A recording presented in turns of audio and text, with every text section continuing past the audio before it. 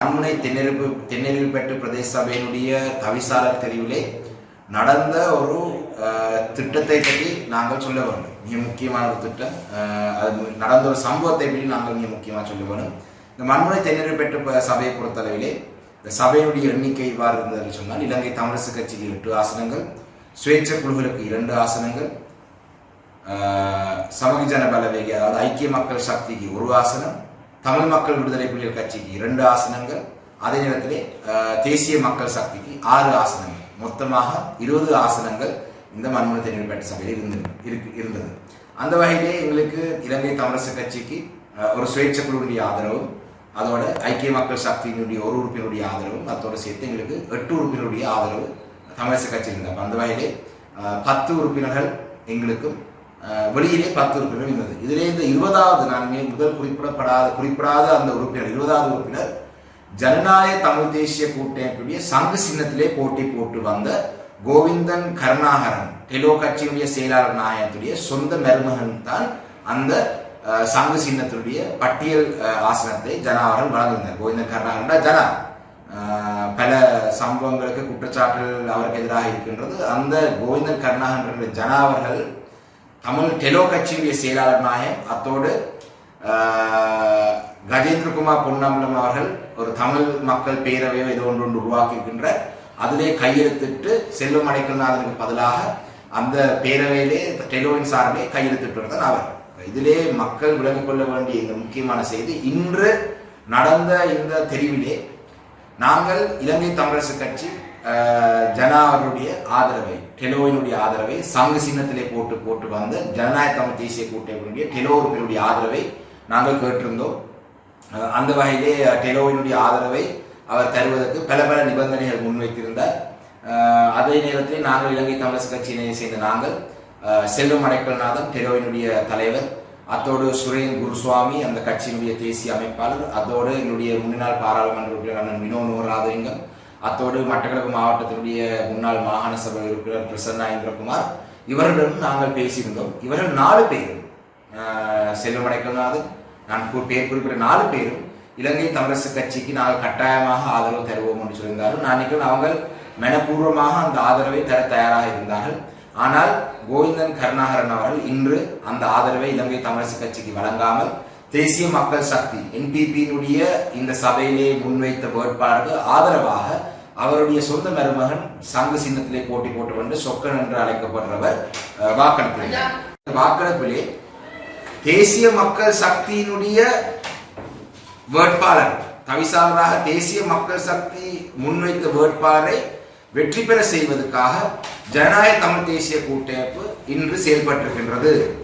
தமிழ் மக்கள் பேரவையோ அவங்க அந்த கஜேந்திரகுமார் பொன்னம்பலமுடைய அந்த கூட்டணியிலே பிரதானமாக எல்லா இடத்தையும் சொல்லிக் கொண்டு வர விஷயம், தென்னிலங்கை கட்சிகள் வடக்கு கிழக்கிலே ஆளக்கூடாது, சிங்கள கட்சிகளுக்கு வாக்களிக்க கூடாது, இப்படியான பல விடயங்களை சொல்றார்கள். ஆனால் டிஎம்பிபி தமிழ் மக்கள் விடுதலை புலிகள் கட்சியுடன் சேர்ந்து என்பிபியுடன் சேர்ந்து நாங்கள் தமிழரசு கட்சி நாங்கள் டக்ளஸ் தேவானந்தா அவர்களுக்கு நாங்கள் எங்களுடைய வேட்பாளரை முன்னிறுத்துகிறோம், நீங்கள் விரும்பினால் வாக்களிக்க ஆதரவு அளிக்கலாம் என்று எங்களுடைய கட்சி பிரதானமான அதிகூடிய வாக்களித்த கட்சி என்ற வகையில் எங்களை ஆதரிக்கலாம் என்று எங்கள் கட்சியினுடைய தலைவர் CVK சிவஞானம் ஐயா சொன்னதுக்கு பலர் இந்த தமிழ் மக்கள் பேரவையில் இருக்கிற கஜேந்திரகுமார் பொன்னம்பலம் போன்றவர்கள் எல்லாம் பல கருத்துகள் சொன்னார்கள். ஆனால் இன்று அவருடன் இணைந்து கையெழுத்து விட்ட ஜனா கோவிந்தன் கருணாகரன் கிழக்கு மாநிலத்திலே தமிழ் மக்கள் விடுதலை புலிகள் கட்சியும் என்பிபியும் சேர்ந்து ஒரு தவிசாளரை முன்வைக்கிறதுக்கு தன்னுடைய ஆதரவை வழங்கி இருக்கின்றனர்.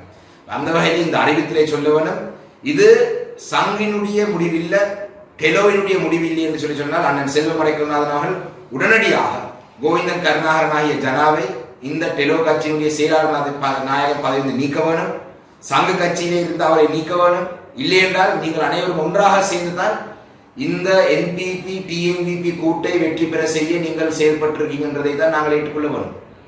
நீங்கள் உடனடியாக நடவடிக்கை எடுக்காவிட்டால் அதுதான் உண்மை. நாங்கள் 2 மணி அளவு வரைக்கும் வாக்கெடுப்பு 2 மணி வரைக்கும் ஜனாவுடன் கோவிந்தன் கருணாகரன் பேசுவதற்கு முயற்சித்து நாங்கள் தனக்கு தன்னுடைய உறுப்பினரை தொடர்பு எடுக்க முடியாதுன்னு சொல்லி ஒரு பொய்யை சொல்லிவிட்டார். ஆனால் பிரச்சனை இல்லை, நாங்கள் இலங்கை தமிழரசு கட்சி இந்த சபையிலே ஆட்சி அதிகாரத்தை நாங்கள் எடுத்திருக்கிறோம். ஆனால் தமிழ் மக்கள் விடுதலை புலிகள் கட்சியும் தேசிய மக்கள் சக்தியும் இணைந்து முன்வைத்த வேட்பாளரை கோவிந்தன் கருணாகரன் ஜனாவுடைய சங்கு சின்னத்திலே போட்டி போட்ட வேட்பாளர் ஆதரவு அளித்திருக்கின்றார். இதிலே ரகசிய வாக்கெடுப்பு வேணும் என்று சொன்ன பொழுது அவருடைய கட்சியை சேர்ந்த அந்த உறுப்பினர் அதுக்கு ஆதரவாக, அதாவது அந்த ரகசிய வாக்கெடுப்பா பகிரங்க வாக்கெடுப்பாண்டு வாக்கெடுத்து நடந்த பொழுது என்பிபி டிஎம்பிபி சேர்ந்து அவருடைய உறுப்பினர் வாக்களித்திருக்கார். இதைவிட அவர் என்பிபிக்கும் டிஎம்பிபிக்கும் சாதகமாக சங்கு சின்னம் இந்த மட்டக்களப்பு மாவட்டத்திலே செயல்பட்டிருக்கின்றதுக்கான வேறு எந்த சாட்சியமும் தேவையில்லை.